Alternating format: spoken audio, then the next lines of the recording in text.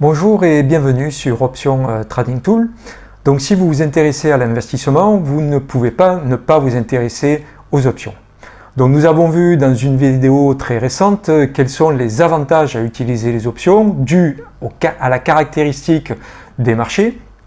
Et ce que nous allons voir maintenant, avant d'aller plus en profondeur sur la construction de stratégies d'options, nous allons voir comment est construit le prix d'une option et quelques terminologies que sont ATM, OTM, dans la monnaie, en dehors de la monnaie, etc. Et pour ce qui est des Grecs, nous le verrons plus tard dans une autre vidéo.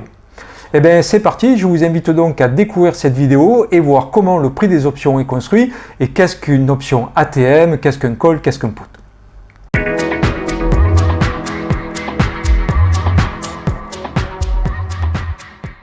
Avant de rentrer dans le vif du sujet de la construction du prix d'une option, nous allons tout d'abord nous approprier quelques terminologies relatives aux options.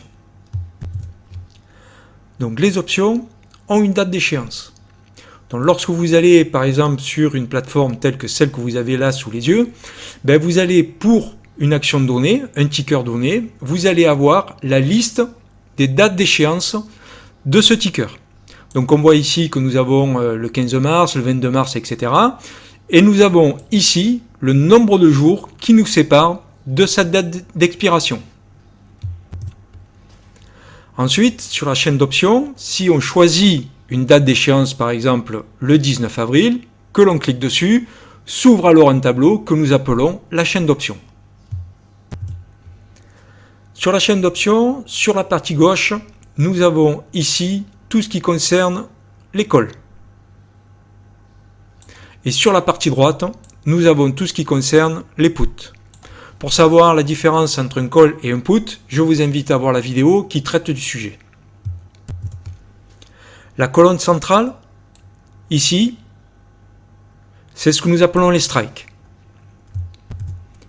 Et pour chacun des strikes, vous avez côté call un bid et un ask. Un bid et un ask pour le strike 492, pareil pour le strike 494, et vous avez sur la partie droite exactement la même chose, un bid et un ask pour chacun des strikes du côté des puts. La ligne orange ici symbolise le cours actuel du sous-jacent que nous sommes en train de regarder. Ici donc, il est autour de 498,50. Cette ligne est importante, vous allez de suite comprendre pourquoi. Donc chacune des parties, gauche côté call, droite côté put, peut être subdivisée en deux parties selon qu'on est au-dessus ou en dessous de la ligne orange. Donc du côté des calls, lorsque nous sommes en dessous au niveau des strikes de la ligne orange, nous sommes dans la monnaie. Donc les calls sont là dans la monnaie. Ici, au-dessus de la ligne orange, les calls sont dits en dehors de la monnaie. Et côté put, c'est exactement le contraire. En dessous de la ligne orange, nous sommes en dehors de la monnaie. Et au-dessus de la ligne orange, côté put, nous sommes dans la monnaie. Pour bien comprendre ce point, ce qu'on peut imaginer, c'est en dehors de la monnaie ce qui n'a pas été parcouru par les prix. Donc le prix, c'est la ligne orange. Du côté des calls, à partir du moment où les calls sont considérés pour être à la hausse, est en dehors de la monnaie tout ce qui est au-dessus de la ligne orange, puisque ça n'a pas été parcouru par les prix. C'est donc en dehors de la monnaie. Du côté des puts, puisqu'on est plutôt du côté des vendeurs, n'a pas été parcouru par les prix, ce qui est en dessous de la ligne orange. Et ce qui est au-dessus de la ligne orange est dans la monnaie. Et côté call, ce qui a été parcouru par les prix se trouve être en dessous de la ligne orange, et c'est donc en dessous de la ligne orange que se trouvent les calls dans la monnaie.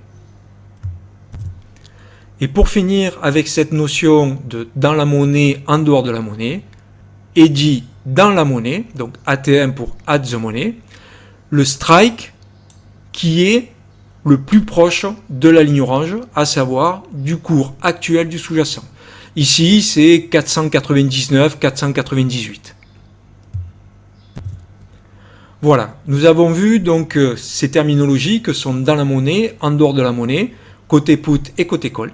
Nous allons donc pouvoir maintenant voir comment se construit le prix d'une option. Pour voir le prix d'une option, prenons un exemple.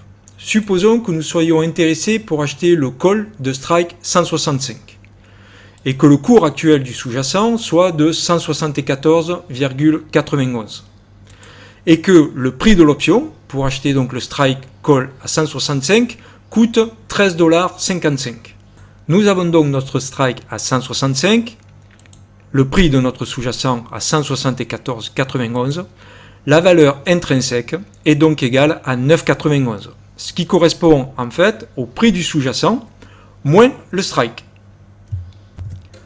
Et ça se comprend facilement, parce que si ça vaut 174,91 et qu'en achetant le strike 165, cela nous donne la possibilité d'acquérir le sous-jacent à 165, ben forcément, ça n'est pas gratuit.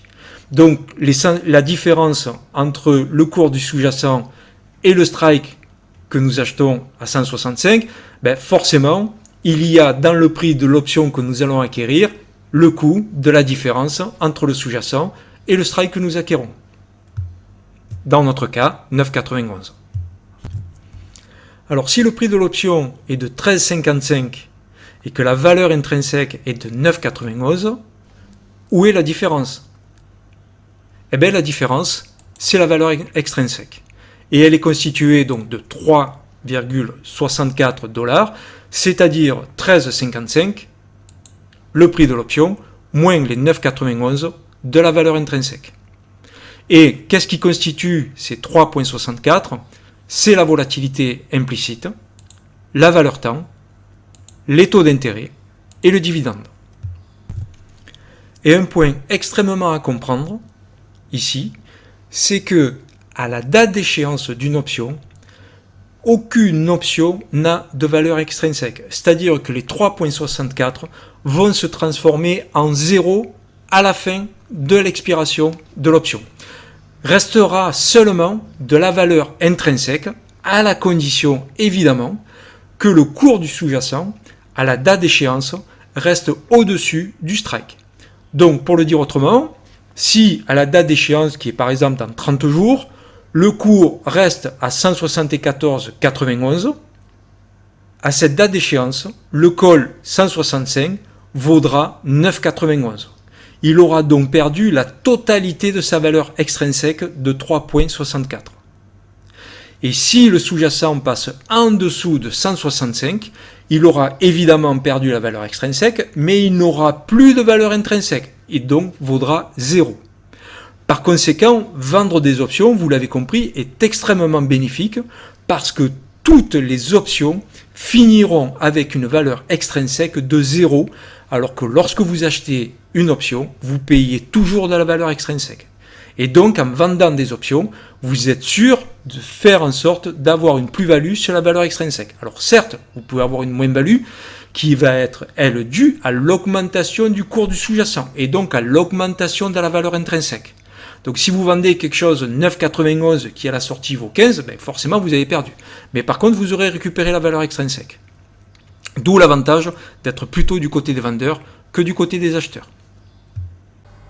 Merci d'avoir suivi cette vidéo jusqu'au bout. J'espère qu'elle vous a plu et surtout qu'elle vous a permis d'en apprendre plus sur les options et donner envie de les utiliser dans le cadre de votre trading. Si vous avez des questions ou des éclaircissements ou des commentaires, n'hésitez pas à les laisser. N'hésitez pas non plus à liker la vidéo et vous inscrire afin d'être notifié des prochaines vidéos que je mettrai en ligne.